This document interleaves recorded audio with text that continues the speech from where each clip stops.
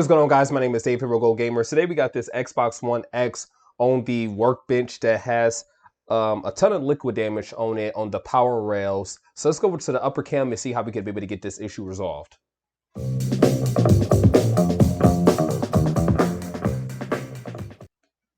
All right, guys, so as we can see right here, we have the liquid damage. We have liquid damage all over this MOSFET right here, right?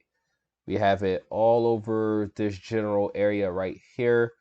So obviously we're going to need to clean this up. And I noticed that there was liquid damage. A lot of times, a lot of people won't notice liquid damage. We're working on game consoles, but typically if you look at like the fan hose, I got a bunch of stuff on top of it right now. But if you look at the fan hose, if you see any liquid between there, typically what happens is liquid goes in between the fan hose through the fan, and 9 times out of 10 always hit one of these MOSFETs. Is usually either this one or this one. And that's exactly what we have right here. So we can see that this MOSFET, these MOSFETs are completely messed up. Let's go over to the microscope, and let's see what we could be able to see on the microscope. Cool, so we see a bunch of gunk over there. So we can't even see these two MOSFETs. All these components are covered. Tiny IC right there is covered. The other ones, everything else looks fine. And what I want to do is I'm obviously going to clean that one. But what I'm going to do is these MOSFETs on this power row are at least supposed to be receiving 6 volts. So what we're going to do is we're going to put our multimeter in voltage mode, and we're going to test these. And sorry.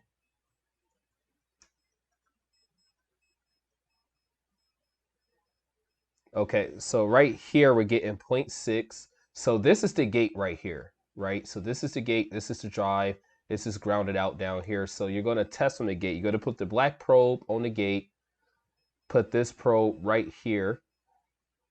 You can see we get 0.6. Let's check out this last one right here. We get 0.6.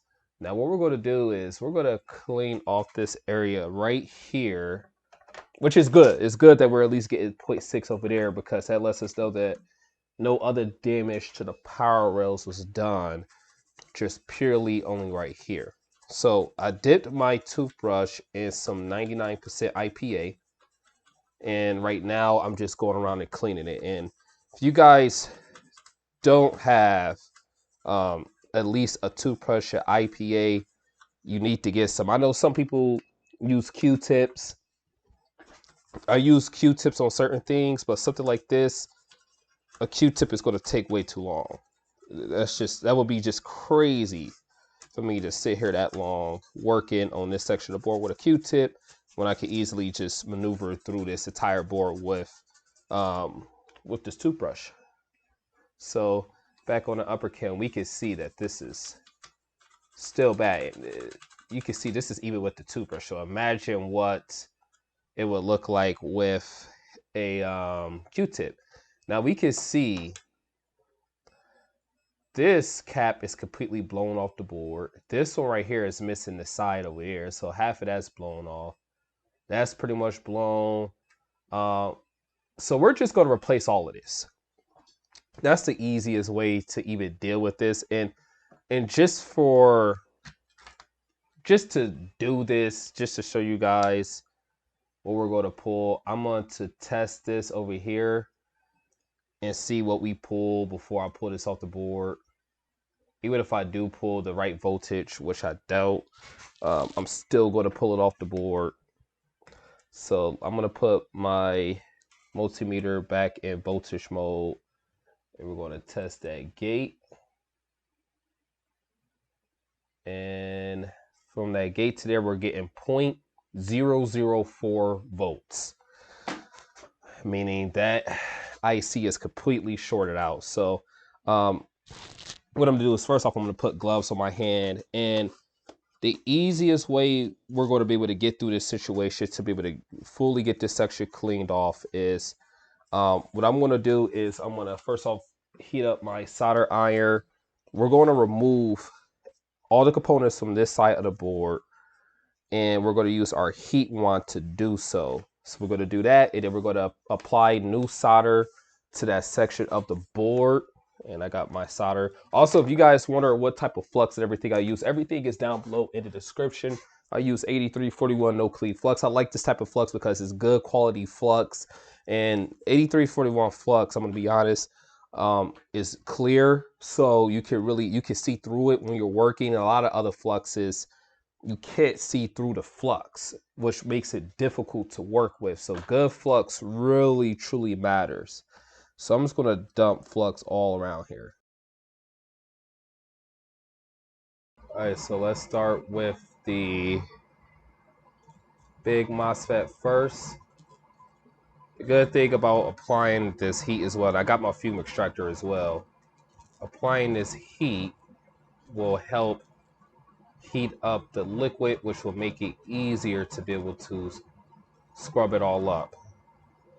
So right now, that fume extractor is really helping because it's a lot of smoke coming from this, not only from the flux, but also from the liquid. And you can see that this is not even wanting to move right now. I'm going to turn my airspeed up to 40%, but it's really not wanting to move.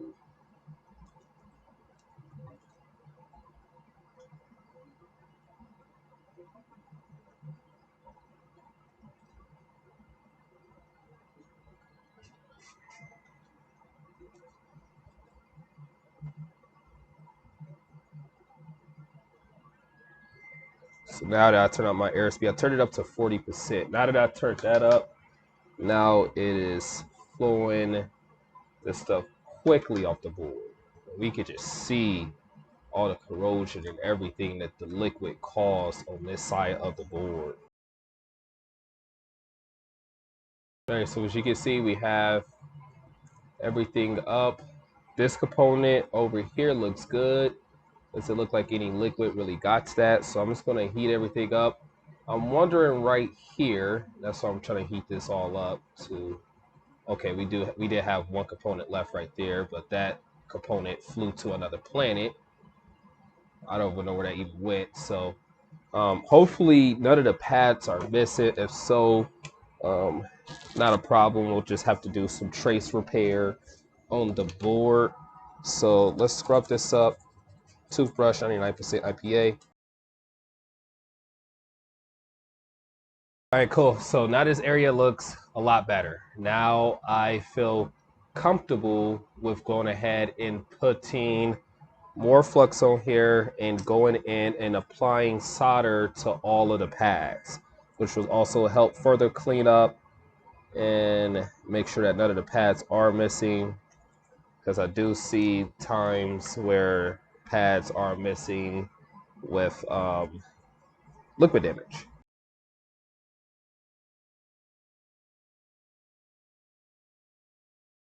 What I'm gonna go ahead and do is clean this up one more time, do a visual inspection, and gauge what I need to do. All right, so we can see this pad right here is totally messed up. This pad right here, and I can't get through that gunk because it seems like the pads are there. It's just it's hard to get on that pad. I'm gonna spend a little bit more time cleaning this, and then I'll come right back and see if we can be able to get the pads a little bit better. Now, these two pads up here should be good, but I at least want to get these two pads and this pad right here a little bit better. So let me get working on that. Let me get that a little bit more cleaned up and see what I can do with that. All right, so I did a little bit of a better job at cleaning. So now I'm just trying to get the camera focused. So you guys can see it looks a lot better. Now we can see more of those pads. See if we have continuity. I have continuity, so that's good. That lets me know, and I think, is this ground? Is this a ground pad right here? Okay, so yeah, that's grounded, so that's good.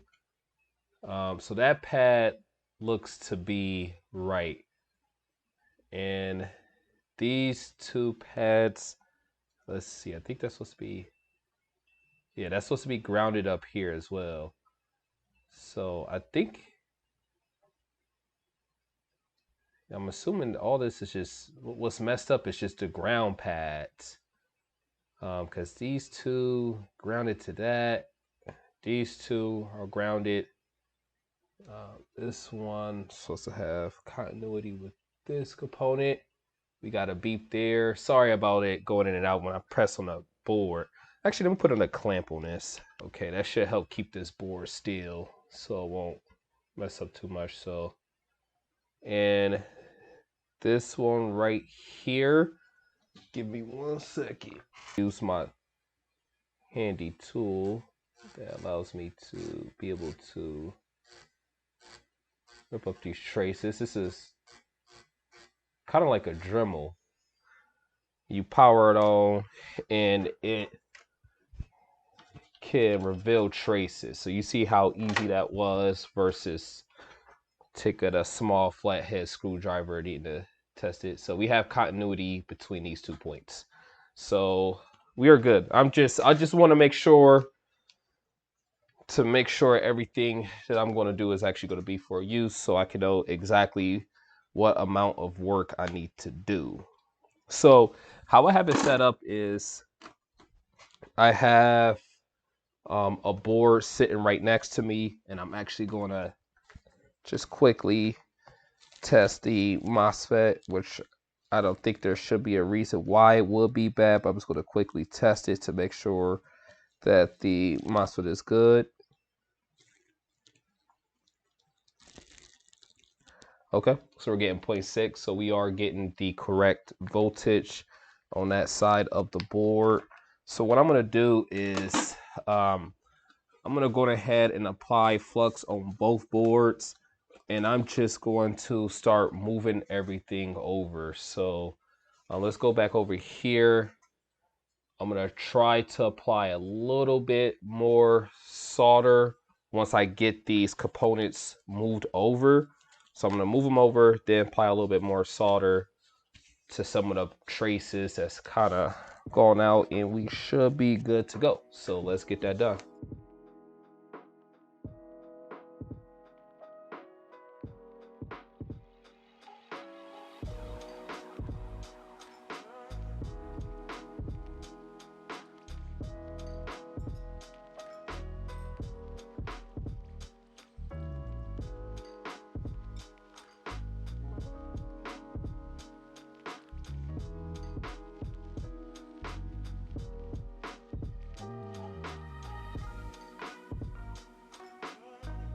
So we got everything in place. Let me quickly test gate.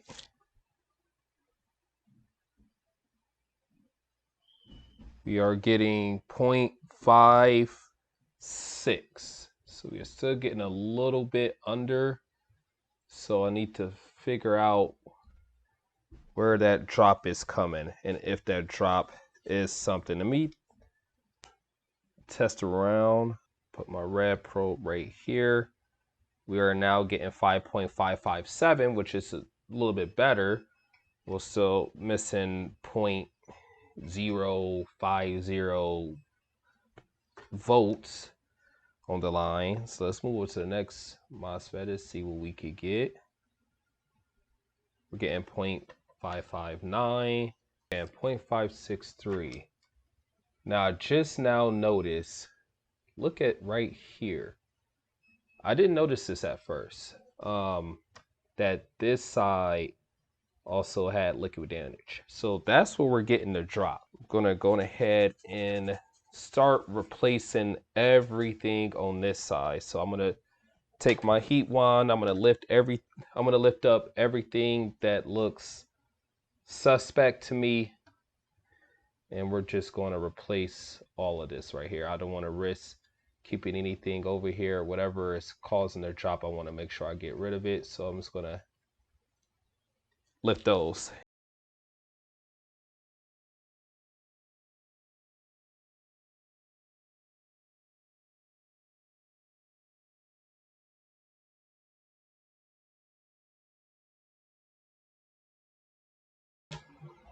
All right, so you can see we got it on there.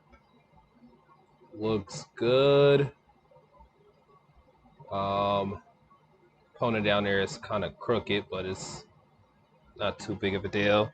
So let's see if we got a drop now. See where we're at. So got my multimeter on. So yeah, we're still at 0.5. All right, guys. So I don't want to spend too much time working on this because I got a backlog of about 400 consoles. I'll see if it will work with receiving 0.050 volts less. I don't know if that will really make too much of a difference. But I just like to be as sharp as possible. So, but that looks like that's going to be the most I can be able to do for now. So I don't want to get too behind on consoles by getting stuck working on one console. I have it put back partially back together. Let's see if we can, if we at least got this working. Oh, it works. Look at this. Let me switch it back over to the, look at this. Hard work pays off. At least I know I now feel comfortable with that power rail down there because I replaced quite a bit of stuff on that power rail, and I know this console should be good now. So I'm just, if you guys watch my previous videos before, I'm just very particular about everything. I don't want anything returned. I try to have maybe a 1% return rate. So I try to make sure I do as best as I can. As you guys can see right here, spinning, it's powered up. They had a copy of NASCAR heats in it. I'm gonna put that back in there. And it's spinning. Looks like it's loading it up. And yeah, that's great. So that's good news. Looks like we was able to successfully get this Xbox One S back up and working. We're definitely going to have a happy customer. We was able to get a water damage system repaired. But if you guys did enjoy this video, please make sure you're going ahead and leave a like, leave a comment down below if you have any suggestions on what I should have did better in this video, or if you want me to do something different. Also, if you have any questions about a system that you may have water damage, ask me down below in the comments, email, reach out to me. Also, you can go ahead and organize your repair. Go to our website, gogamers.com/repair. We'll repair your game console for you. But besides that, I hope to see you guys on the flip side. Also, subscribe to the channel too. Don't forget to do that. But I hope to see you guys on the flip side, and I'll catch you guys on the next video. See ya.